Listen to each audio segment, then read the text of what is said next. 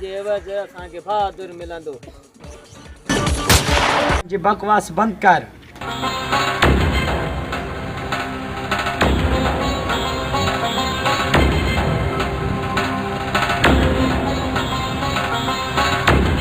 चलो थधो थी एतिरो गरम थियण जी ज़रूरत न आहे।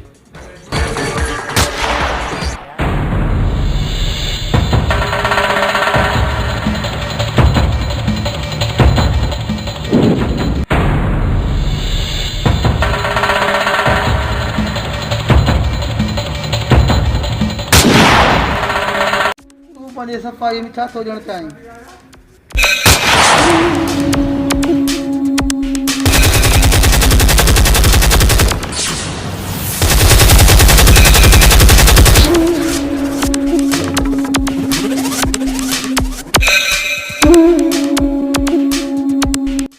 ओ इते रखीस।